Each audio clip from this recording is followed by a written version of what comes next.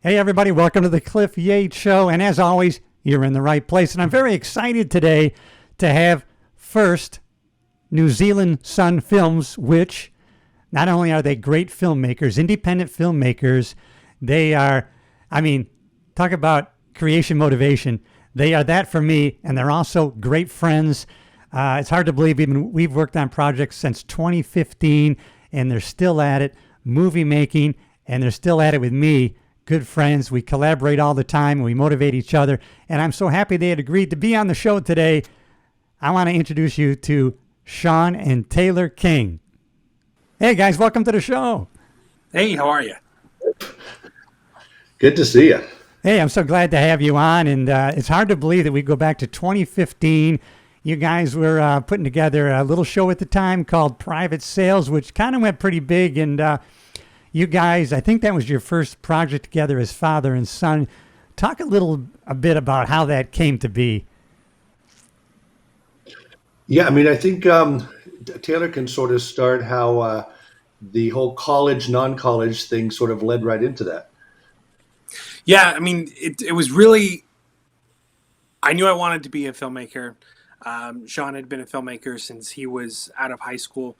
I wanted to follow, even though he tried very hard to persuade me not to go into that field. But yeah, then the question came up for me of, do I go to film school? And I had never done really well in school at all. So even the thought of going into college, even to pursuing the thing that I wanted to do, I knew that on the academic side, it just wasn't for me. But regardless, Sean said, you've had a camera in your hand since you were 14. Let's just go for it. And so coincidentally enough, my mom had gotten tickets somehow to go see Ron Howard speak. And so we went there to go see him sort of do this keynote. And as the Q&A came around, the first question that was asked was, my son wants to become a filmmaker. I know you went to USC. Is film school a good idea? He basically said no. Yeah, I saw that too. Yeah.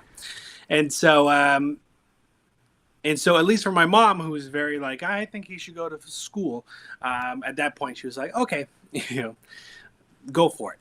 And at that time, we were sort of already had hit the ground running. So Private Sales was the first thing that we ever did together. It was sort of just a 6 half-hour episode TV show that we originally just made for YouTube. And Sean, I don't know if you want to go into to where it went from there, but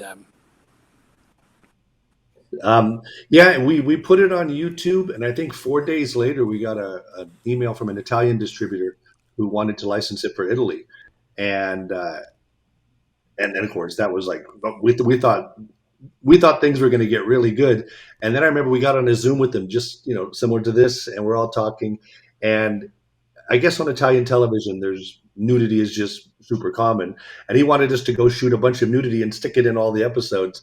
And I remember looking over at Taylor during that call, and he's like, I could just see in his eyes, he's like, I don't want to do that.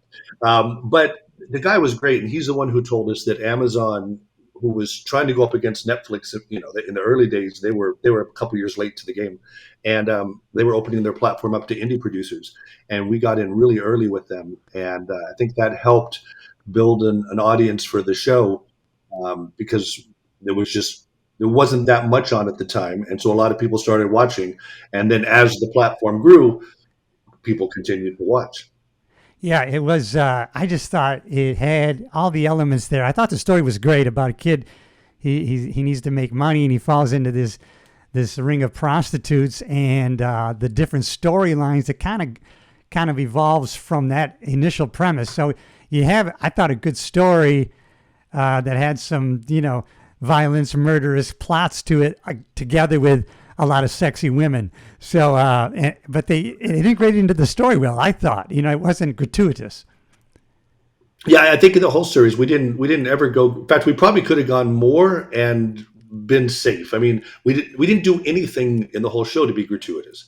It either fit the story or didn't make it in. So, yeah, I think we played it pretty safe, and maybe that's why I think we have a wide range of people that ended up watching it.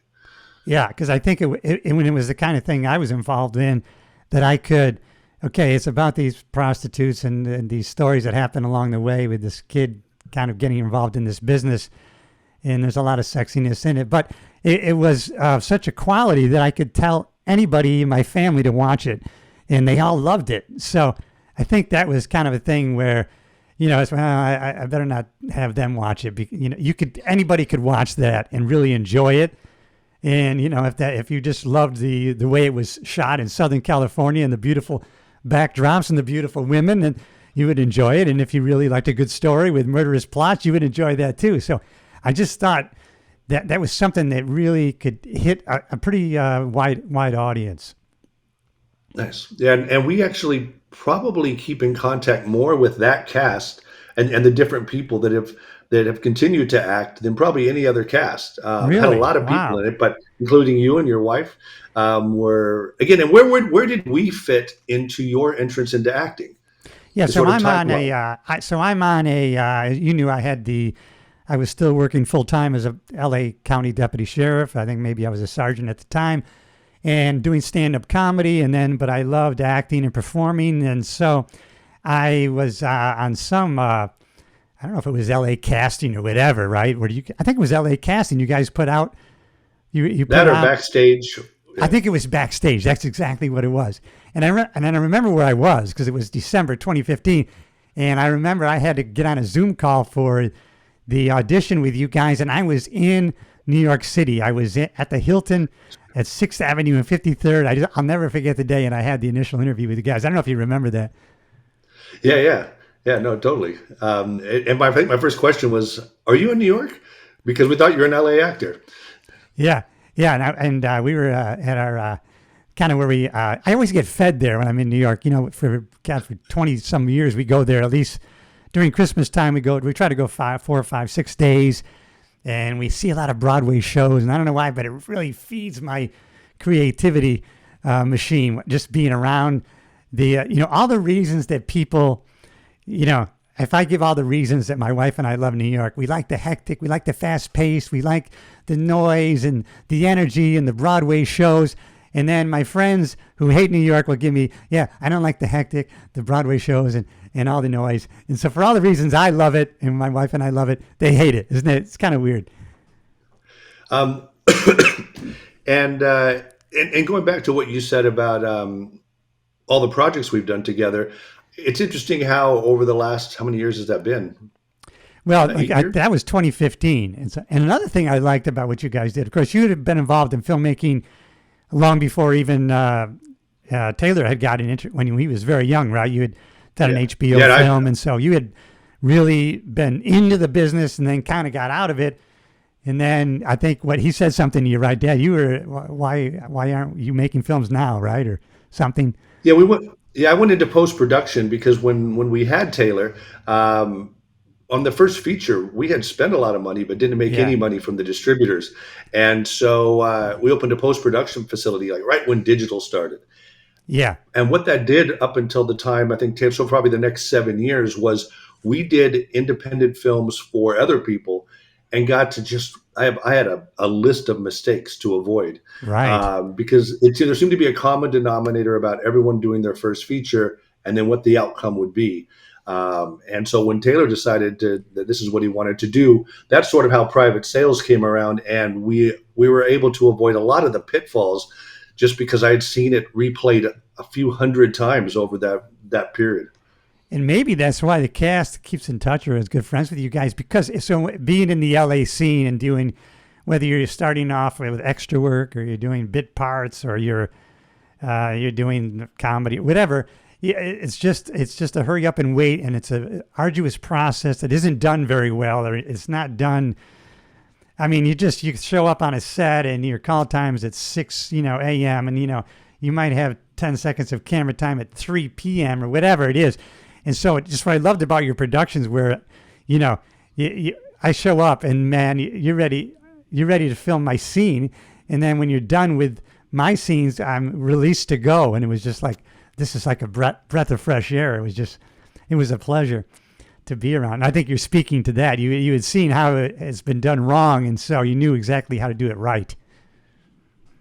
Yeah, well, I mean, just people's time is valuable, and Yeah, I think we found through we've just finished our 18th film, and the more prepared we are coming in, the easier it is for everyone. yeah, And so we try to be really prepared. You can't predict weather, but there's no yeah. reason to not show up prepared and ready to go.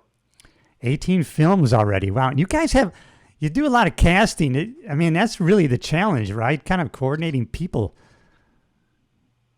It's funny. We're about to put out one of our vlogs strictly on casting and how we have to be in a constant state of casting because it's the toughest part of the whole thing. I mean, Yeah, and the interesting part, and Taylor can speak to this, is we could be looking at the same actor and how different we would cast that person. And that's the right. tough part about casting is Taylor would see the exact same person and cast him as one type of character, and I would cast him as something totally different. Yeah, and there's also been, I think because of the way that we do things as well, a large part of it is finding people that you actually want to create with. And Right. it's not Yeah. so much as finding people that you want to spend time with, although that's a huge part of it. But almost finding those people who can get along creatively. It's really important, and especially when you make films the way we do, you spend so much more time with those people. And yeah, casting is even more so than when we lived in LA. It's just become a huge part of what we do. I mean, it is almost 90% of everything. So Now, you guys moved from LA out to the East Coast. Now, are you having any trouble casting? Because, in California, you can cast, you got millions to choose from. And now, is there any limits on how you're casting? No, I mean No? it's interesting. Atlanta's been growing since for years, and so there's a huge talent pool there. And then What is between that? I didn't hear Florida, what you said on that one. Atlanta, Oh, Atlanta's Atlanta. been Okay, growing Atlanta. Yeah. just yeah. And so between the Atlanta, Florida, and up the whole East Coast, there's the equal amount of actors that are in LA. And during COVID, what happened was so many of those actors moved back to wherever they were originally from, and found that they can still it's gone online. You're right. So people now spread out all over the place. Yeah, and you can audition, do your online auditions, and I think it's pretty. It's just it's opened up a whole. This technology has opened a whole new batch of possibilities of what you can do. I was thinking about you guys. I was watching, and we talked a little bit off camera. You hadn't seen it yet, but there's a documentary now on called Sly about Sylvester Stallone, where they kind of follow him around, and because he even admitted later that because he was kind of doing his own thing during the day and they were filming him, he kind of forgot. He was very open because he forgot that he knew the camera was there, but he wasn't so guarded with it. But he was talking about, and I don't know if it was the first Rocky, but it was one of them that he wrote in 3 days, and his daughters were talking to him about it. And he goes, "Well, that's easy. 3 days was nothing." The point is, he said was, and he was using a football analogy, just get the ball across the end zone. I'll go back later and fix it. The thing is just put it out there. Get a piece of crap and get done with it. You know what I mean? He says, I'll fix it. And a lot of that had to do because he was on a set and he was given the freedom to actually change his dialogue. And so then he got used to being able to rewrite things. And I think you guys are into that psychology. Let's just get writing. We can go back and fix it. Let's get the rough draft going. Speak to that a little bit. Yeah, I mean, Taylor and I both have very different writing styles, but we have to write a certain amount every year of the amount of films that we have to put Right. out. Yeah. So we tackle it different ways, but at the end of the day, uh, you have to get an X amount of pages per day. Yep. Okay. And then you can go back and fix it. But the point is to get it done, right? People get into that analysis paralysis, right? And it's still Sylvester Stallone was saying people want it to be perfect, and you can't. You just have to do it. It may be a piece of crap, but do it. So he was very inspiring on this. You guys got to check that out because as a creator, he's very inspiring in his message, and as he is today, what he's in his 70s, and he still has that drive to be creative. But he's getting more into where he wants to be, he wants to mentor people and say, hey, you can do this, and I want you to go off now and be successful. But he wants to kind of pass on what he's learned about it. But he had a rough time kind of growing up in the creative field. But he's very inspiring, like you guys are. Well, I think you and we're similar in this one respect, that we never stop creating. I mean, Right. you've been creating stuff. You've written books. You got your podcast, your social media, and it's very easy to not do those things. And I think Yeah. I think there's a lot of creators who they think they need to do the big film, and so they spend years and years trying to do the big thing, and then it never gets done, and then 5 years later nothing's happened. And so we just keep making films, and some are better than others, but you learn so much from everyone that all of them are worth doing, and you meet really great people, and you just become better in everything in the entire process. So. Yeah. Yeah, and even from a writing perspective, it's crazy. And after doing 18 films, you see it happen to yourself over and over.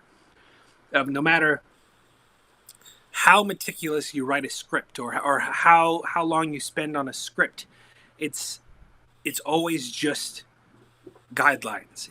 It never ends up being the final product. Even if you had unlimited resources and unlimited money, there's no possible way of having every word on the script end up on screen the way that it was written. Right. For example, like one of the bigger films we did last year, Alien Weekend, we filmed the entire finale of the film first. And during this finale, there's this big action set piece that took place in a building. We had access to this building and sort of this industrial pipe yard. We show up the day. We had access to this entire location without the owners being there. We show up. The building's condemned. And we have no way of contacting the owners in that during that hour. And so basically the entire 20 pages on day one had to be rewritten on the spot. And I think that's sort of one of the other things of, no matter how much you plan, how much you think about a good idea or come up with it, how long you spend writing, all that can be thrown out the window, and it won't always be your choice. Yeah. But that being said, a good idea can come in a second. Yeah. And so you always have to be open to change and open to being flexible, because at the end of the day, nobody knows what it was supposed to be except for you. Exactly. Yeah, that's kind of that. Even in just writing even books, right? No one is. You write that first. No one's going to see that. Why would you be self-conscious about it? Just get it down. No one sees the first draft. They're going to see the final product. So it kind of goes along with that. And we always talk about this. I think we talked about this in another episode that we did. And you guys were, and I'm quoting from one of your original vlogs where you're walking down the beach, and the message has been said by a lot of people basically. But don't be sitting there waiting for the call. It may never come. Pick up the camera, turn it on, make the film, put it out there, distribute it. There's no longer any gatekeepers. So really, you're the only one that's standing in your way. And so I just loved that message. And that was something you put out maybe 5-6 years ago, but still stands true today. I think, there's really no excuse. No excuse. And it goes along in podcasting, people will, or I could even say myself, right? I mean, okay, I've done 50 episodes now, and then I've got this many. So let's say you do a podcast. I only have 5 people that have watched it. After 50 episodes, I have 5 people. And you know what? You might be able to look back and say, thank God I only have 5 people that watch this. But the thing is, get it out there. Very rarely are you going to get worse. You're going to get better, and you're going to get better. And you're going to look back and think, thank God I only had 5 people watching that, because now I'm kicking ass. I'm doing great. I'm glad those early episodes, I didn't have the big audience. So sometimes that's a godsend that it works that way. The thing to do is to get out there and do that and to get it done. Yeah. Well, they talk about that. Sorry, go ahead, Tony. I was saying they talk about the 10,000 hour rule. Yeah. And it's weird how people in entertainment somehow don't think that applies to them. That I should be starring in a film, I should be directing the big film. But athletes don't think that way. Like, there's not many people who would, get tossed a basketball and go out and say, okay, where's the, where are the Laker tryouts? There's just an Yeah. understanding that I'm going to have to go out and practice and practice and practice. And maybe because filmmaking was so expensive, only 10 years, that you had to sort of just go all in. But now, there's no excuse. Like you said, get your iPhone, get a little bit of audio equipment, learn how to edit, and you can do your first 10, and maybe no one will ever see it. But you're just building on those 10,000 hours, and I don't know how many hours we're at now. And every Yeah. single film we learn, and we also stop scouring because there's just so much to learn. Technology is changing, distribution's changing, the business is changing. So it's a never ending process, but there's no one who's going to let you start at the top because there's too much at stake. Yeah. Yeah. That's pretty awesome. Yeah. The I forgot what I was going to go with that next thought. Yeah, well, Taylor, what were you going to say? I Yeah, cut go you ahead, off. Taylor. Yeah.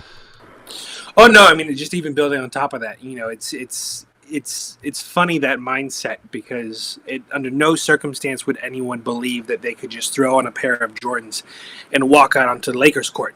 It's that mindset of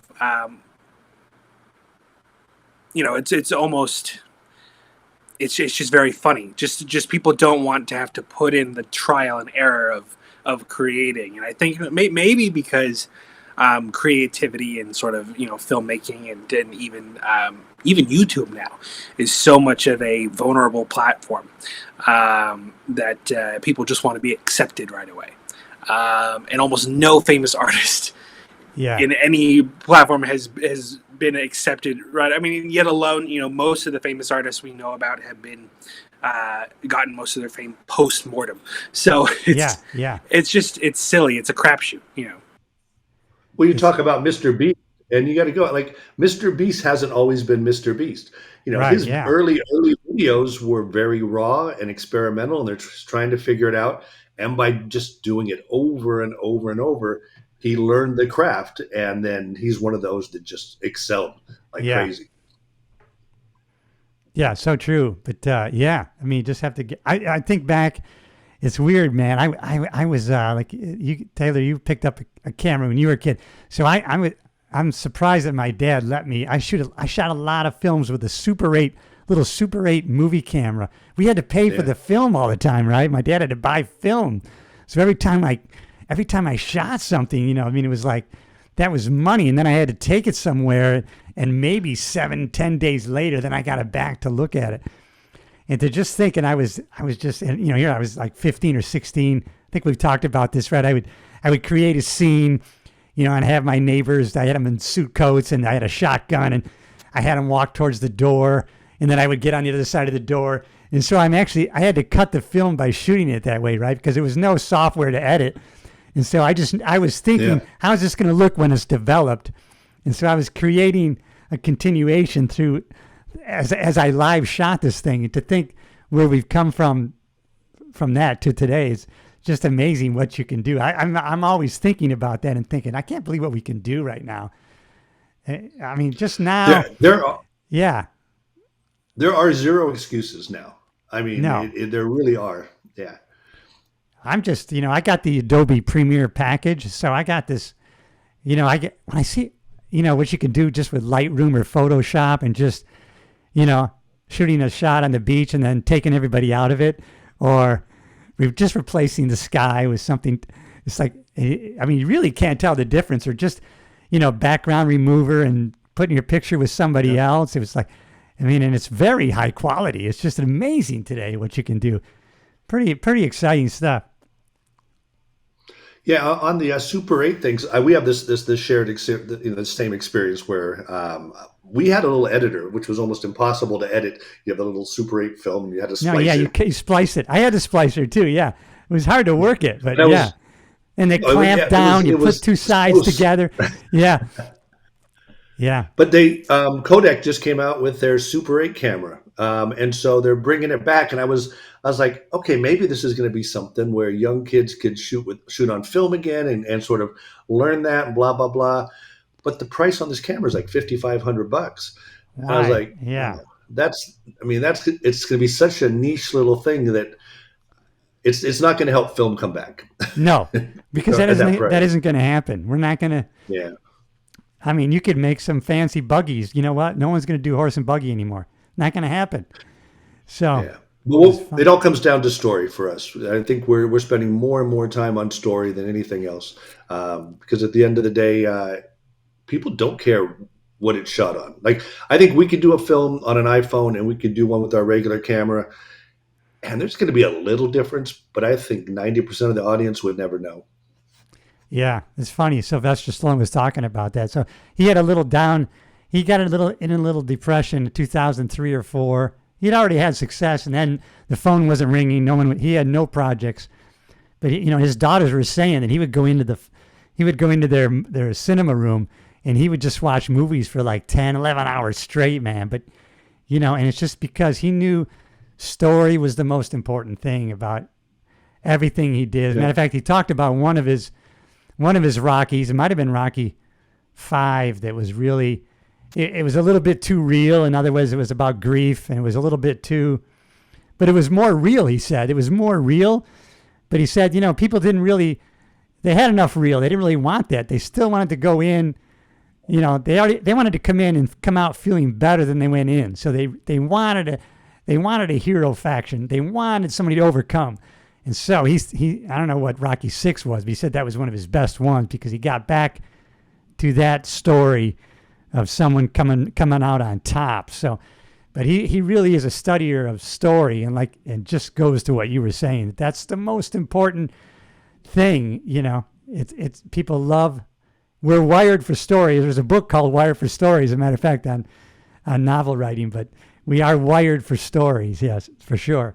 And how do we grow up? Our parents are reading us stories, right? And everybody wants a story. So true. Yeah.